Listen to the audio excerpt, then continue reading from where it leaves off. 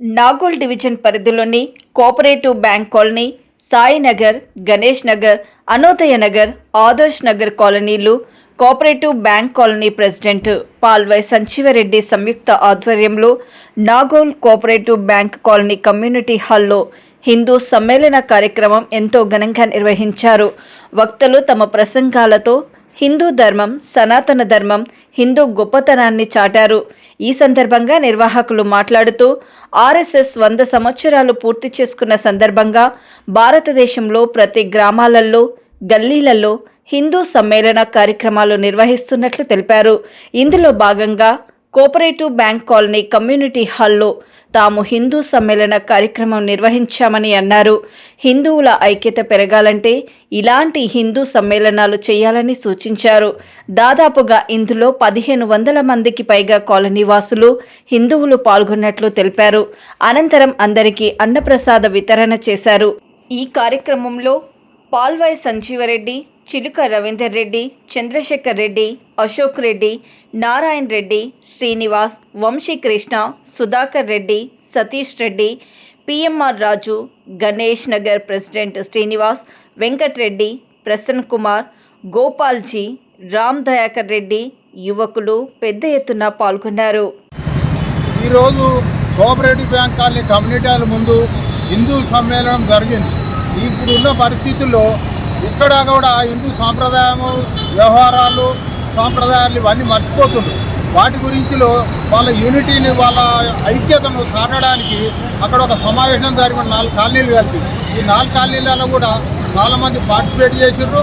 వాళ్ళ కొందరు వక్తలు కూడా వచ్చారు, వాళ్ళ అభిప్రాయాలు చెప్పారు. ఇంకోటి హిందుత్వం మీద ఇప్పుడు రకరకాల హిందుత్వం మీద అన్య మతస్థులు ఇప్పుడున్న పరిస్థితుల్లో యుద్ధం చేసినట్టే ఉంది.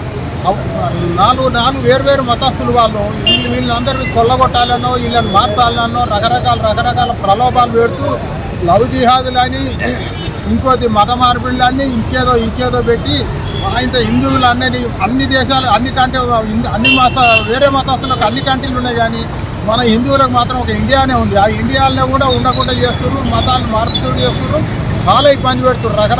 రకరకాల ప్రలోభాలు పెట్టి ఎందుకంటే అంత అన్యాయం జరుగుతుంది.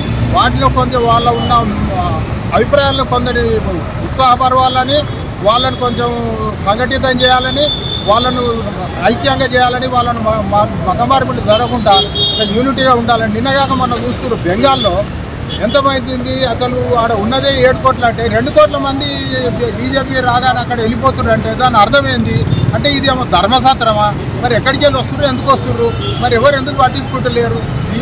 ఇప్పుడు అంతా ఓటర్ రాజకీయం అయిపోయి వాళ్ళకు ఏదైనా సీట్లే కావాలి. సీట్లే రావడం వల్ల ఇప్పుడు అక్కడ ఏమవుతుంది, మొత్తం ఇప్పుడు బీజేపీ గెలిచిందంటే 2 కోట్ల మంది వెళ్ళిపోతున్నారట. అంటే ఏంటది, ఇది ధర్మశాస్త్రం ఇండియా ఏమి?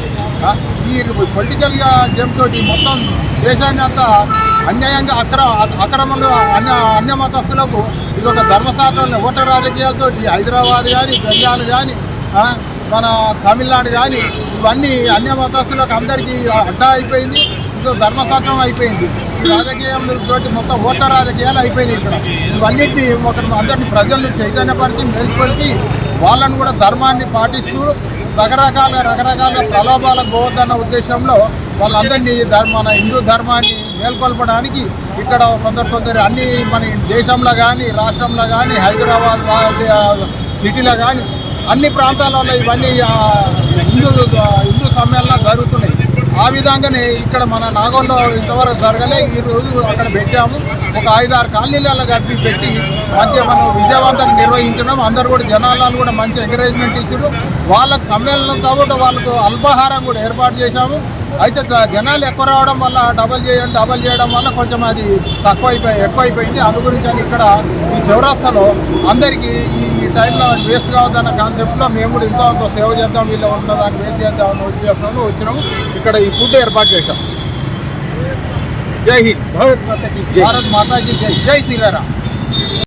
ఈరోజు హిందూ సమ్మేళన మహోత్సవం 4 కాలనీలు సంయుక్తంగా నిర్వహించినటువంటి హిందూ సమ్మేళనము కోఆపరేటివ్ బ్యాంక్ కాలనీ నాగోల్లో నిర్వహించినాము. అందులో గణేష్ నగరు, అరుణోదయ నగరు, ఆదర్శ నగరు, కోఆపరేటివ్ బ్యాంక్ కాలనీ ఈ 4 కాలనీలు కలిసి చేసినటువంటి ఒక హిందూ సమ్మేళనంలో దాదాపుగా సుమారుగా ఒక 1000 మంది వరకు పాల్గొన్నారు.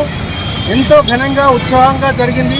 ప్రతి హిందూ బంధువు ఎంతో ఉత్సాహంతో వచ్చి ఆ యొక్క కార్యక్రమాన్ని జయప్రదం చేయటమే కాకుండా అన్నప్రసాద వితరణలు కూడా ప్రతి ఒక్క హిందూ బంధువు పాల్గొన్నాడు.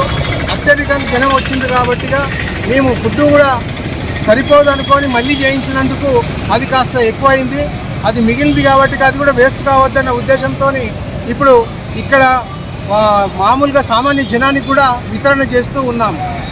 ఈ హిందూ సమ్మేళనాలు ఎందుకు నిర్వహిస్తున్నామనంటే హిందూ సమాజంలో ఐక్యత కొరబడింది కాబట్టిగా ఈ ఐక్యతని కాపాడుకోవాలన్న ఉద్దేశంతో హిందూ సమ్మేళనాలు దేశవ్యాప్తంగా జరుగుతున్నాయి. అందులో భాగంగానే నాగోల్లో ఉన్నటువంటి కోఆపరేటివ్ బ్యాంక్ కాలనీలో ఈరోజు హిందూ సమ్మేళన మహోత్సవాన్ని జరుపుకోవడం జరిగింది.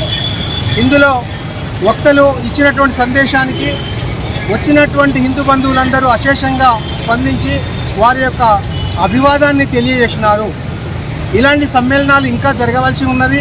హిందువుల ఐక్యతని కూడగట్టాల్సిన అవసరం ఎంతో ఉన్నది. తెలియకుండా ఎన్నో అనర్థాలు జరిగిపోతూనే ఉన్నాయి. చాప కింద నీరులాగా జరిగిపోతున్న వాటిని వెలికి తీస్తూ గుర్తింపు చేయడానికి, హిందూ సమాజాన్ని మేల్కొల్పడానికి ఇలాంటి హిందూ సమ్మేళనాలు ఇంకా జరగాల్సి ఉన్నది.